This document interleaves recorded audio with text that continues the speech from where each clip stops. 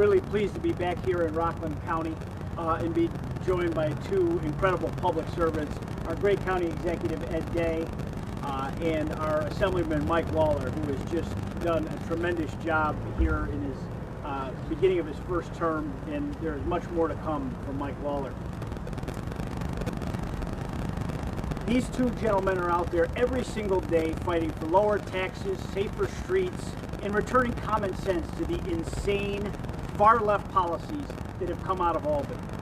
But instead of having partners in Albany who care about the issues that are facing everyday New Yorkers, we have a corrupt governor and Speaker of the State Assembly who is protecting him. Speaker Carl Heastie announced the Assembly's impeachment investigation on March 11th. It's over 4 months ago. And everything that's happened since then would have any reasonable person draw the conclusion that this investigation is a sham. This governor time and make you forget what he's done.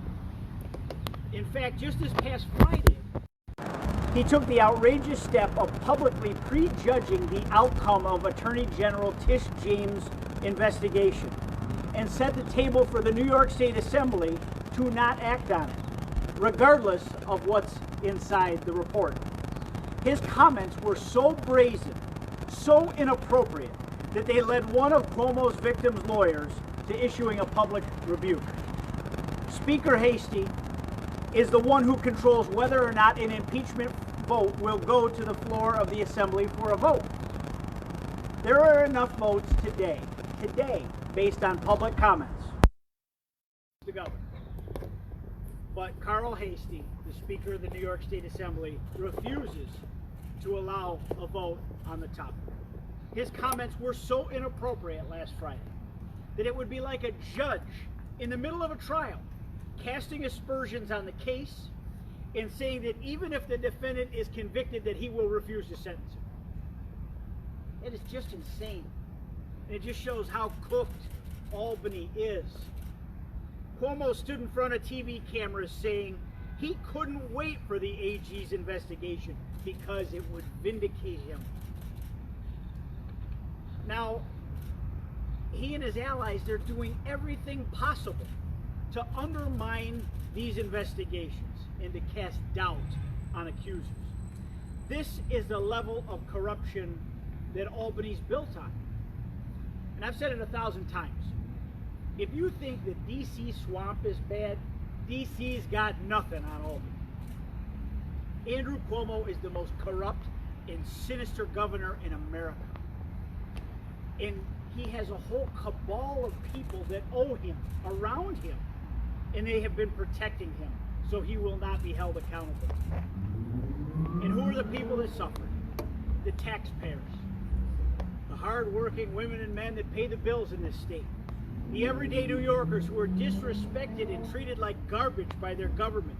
They're nothing more than pawns in a piggy bank for Cuomo's pay-to-play and corrupt deals, and liberals that run our state government that want to spend with reckless abandon. Cuomo has lied over and over to New Yorkers while he amasses power, and he's gotten rich. While our beloved seniors were being sentenced to death thanks to his executive order of March 25th, 2020 that sentenced COVID-positive patients back into nursing homes. He was already engaged in a criminal cover-up, and he was negotiating himself a $5 million stinky book deal because, after all, he was the hero of COVID-19, and everyone needed to know that.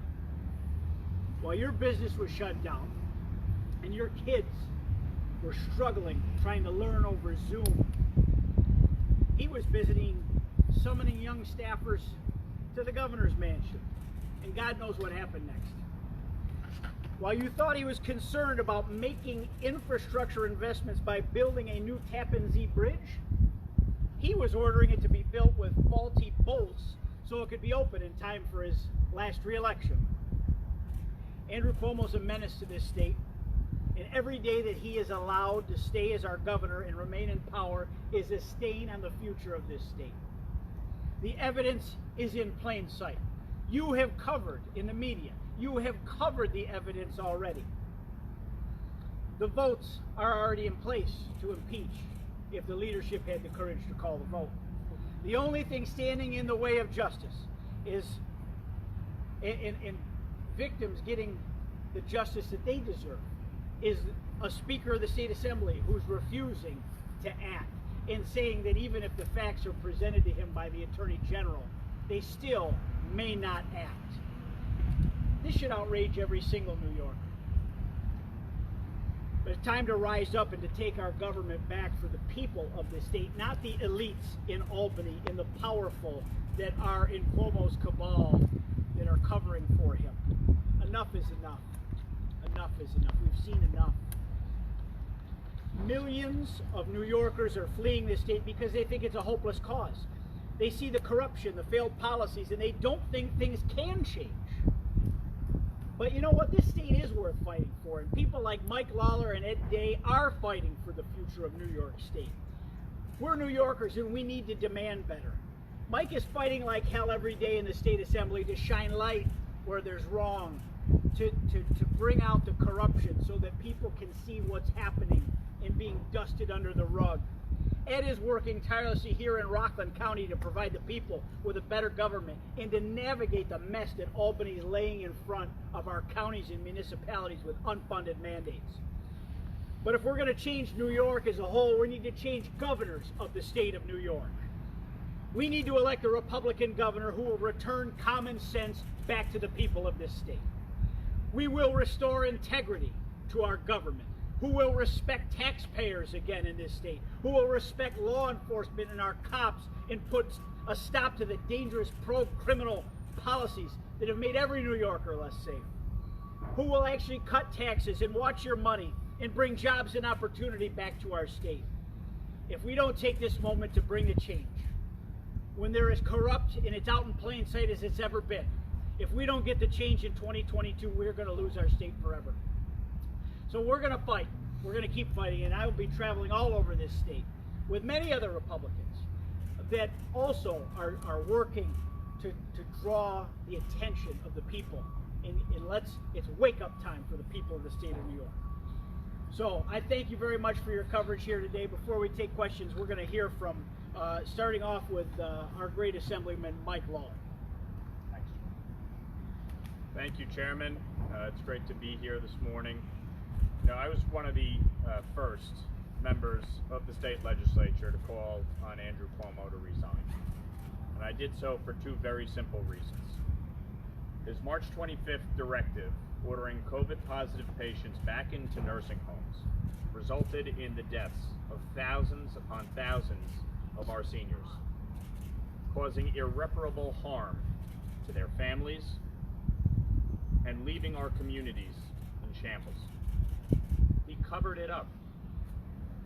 He used his power and abused it so that New Yorkers would not know the true toll of that order.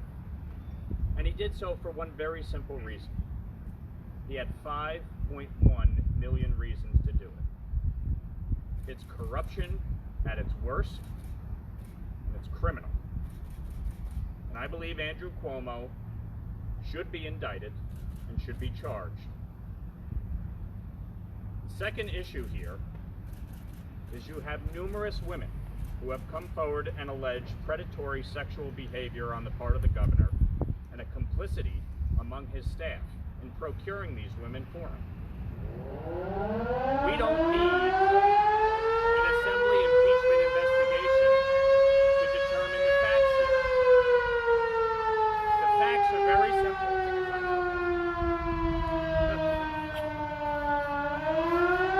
The governor must have heard it, I don't know.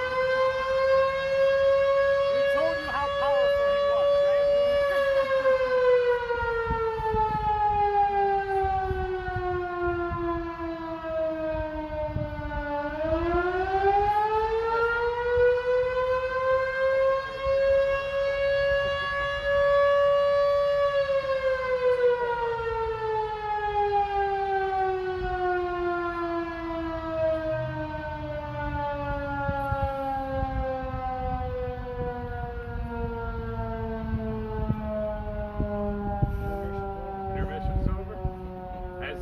I've found out many times, a lot of people in Albany don't like what I have to say, but that's okay.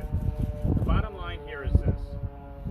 The governor has been accused by multiple women of engaging in predatory sexual behavior, some of which have gone so far as to claim criminal conduct on his part. The Attorney General's investigation, which the governor demanded to help clear him, is well underway and seemingly reaching its conclusion. We as a body don't need to wait for an assembly impeachment investigation. The investigation is occurring. We as a body have an obligation to act on that investigation. When the Attorney General's report is released, all of my colleagues, a majority of whom have demanded the governor's resignation, I'll repeat, a majority have already demanded his resignation, will have an obligation to act. So we don't need to wait any further. We don't need to extend an investigation into the fall or early next year, which seemingly is what this Assembly impeachment investigation is headed towards. We need to act. And so when the Attorney General releases her report, whether it's next week, the week after, or a month from now, I encourage all of my colleagues to immediately follow through on their demands for his resignation. And if he refuses to do so again, then urge the Speaker to move forward with impeachment. We have an obligation to act.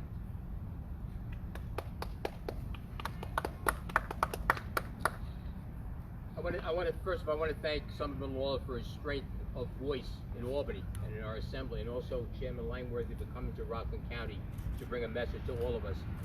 Some might have thought we were interrupted by a fire siren. That was not a fire siren. That was a call to arms. That is what we're looking at right now. The fact of the matter is, we have the Assembly Speaker who's conducting himself in a don't worry, be happy way as it relates to a number of complaints of women who've been handled inappropriately, allegedly, by the governor. And the fact of the matter is, even one of those situations, we have a photograph of. I call upon Governor Cuomo to utilize the same ruler for his action as he did during the hearings for Judge Kavanaugh. He said, we must believe all women. Okay, Governor, do we believe these women or not? You really called for a sinking of the impeachment, the proceedings against Kavanaugh, and here you are now with much more evidence to show us that, in fact, there was a problem that the Assembly Speaker refused to move forward on. As it relates to the nursing homes, let's understand something. The Attorney General actually had to contact the State Commissioner of Health and correct his numbers. Who ever heard of such a thing? I'm a police commander with 25 years experience. I've never heard of an investigator ever doing something like that, asking to correct their numbers. So there are so many questions, whether it be the number of actual deaths we had in New York State, the CDC in New York State do not add up, whether it be what happened first, did we have an opportunity to actually bring these folks to the comfort instead of bringing them back to the hospitals?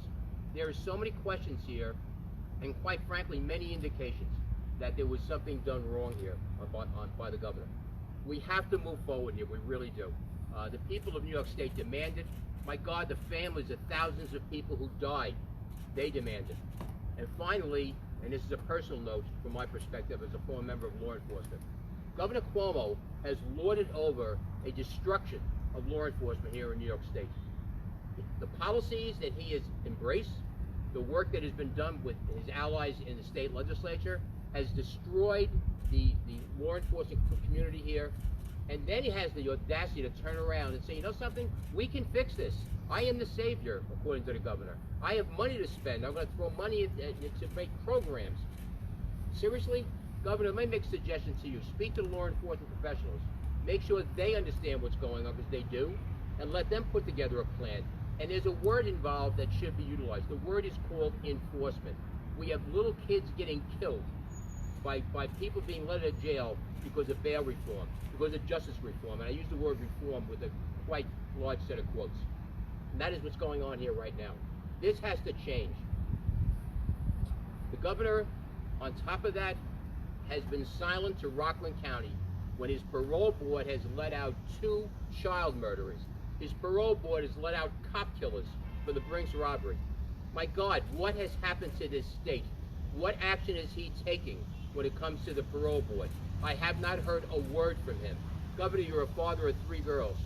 You have no concern whatsoever for Lois Boaveski and her 16-year-old daughter who was brutally attacked, bludgeoned, stabbed, and sexually assaulted by 2 people your parole board has let out. They're letting out. There's something desperately wrong with this trajectory in this state, and I agree with both my Assemblyman Lawler and Chairman Langworthy. There needs to be a change in the State House come next November, and hopefully we will see that. Thank you very much. Thank you so much, Mr. County Executive. Any questions? What's your understanding of when the Attorney General might be ready to present her probe? Well, we hear rumors, we hear innuendo. I mean, some have suggested at some point in the month of July. I would think it's imminent. Usually the target is the last person to come in for the interview. And if Andrew Cuomo spent 13 hours with Attorney General investigators, that would show that they must be drawing to a close at some point. But you know, it's important to remember, and many people don't understand, you know, the difference here. There won't be criminal charges coming from this Attorney General's report. They'll just be facts. Now the question will be, will she refer it to an office that has the authority to bring criminal charges or not? That would probably be the Albany County District Attorney. Yes, sir. Do we have a more exact figure on the number of Assembly members who said they would vote for impeachment? I would yield the mic on that. A majority of my colleagues in both the Assembly and the Senate, when these allegations first came out, said that they want the governor to resign. Not as many went as far as to say that they would support impeachment, but a large number of my colleagues have said they would support impeachment on both sides of the aisle. And I think what's alarming about this is very simple. The Attorney General started her investigation in March.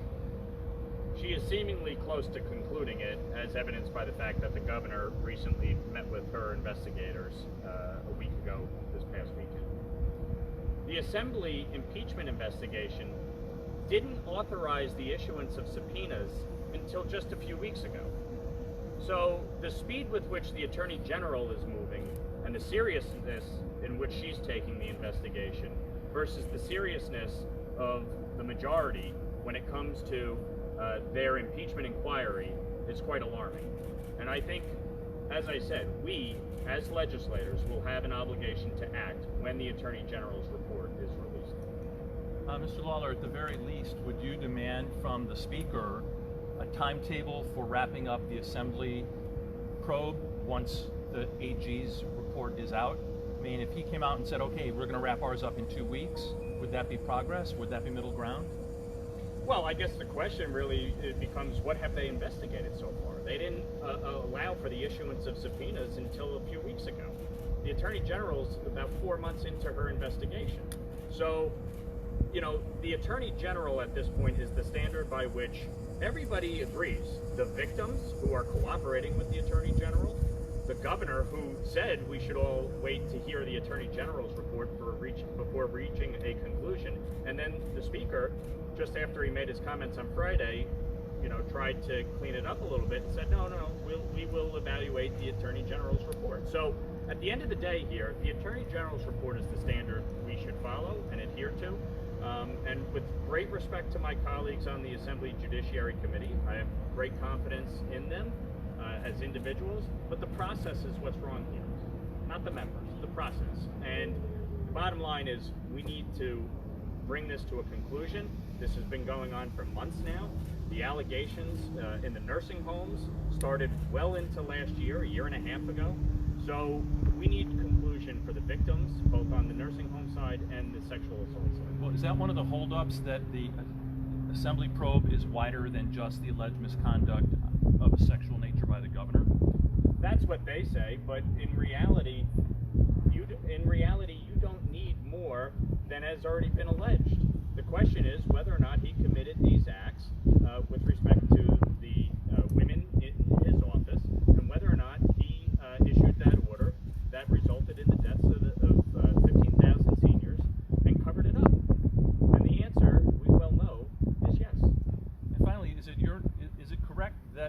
Assembly probers are not going to re-interview the women who talked to the Attorney General because they want to spare them the trauma of going through that testimony again?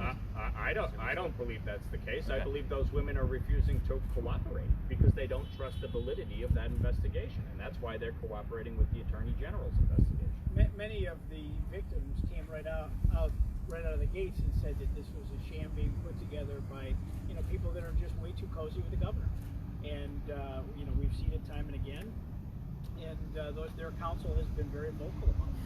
Yes, absolutely. I hear something like this and it really rankles me. It really does in a lot of ways. To suggest that somehow these women are afraid and they don't want to testify is horrible. It absolutely is horrible.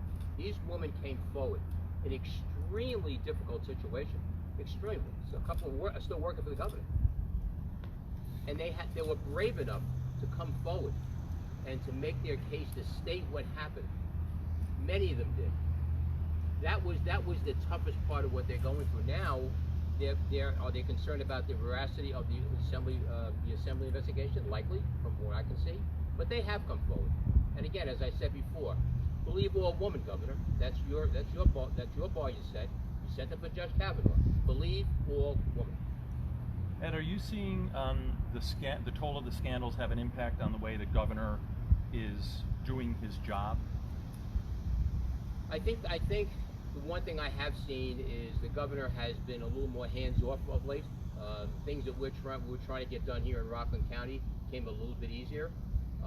And I can understand that he's juggling a lot of balls. And those balls got gunpowder in it. So I would suspect that's probably part of it.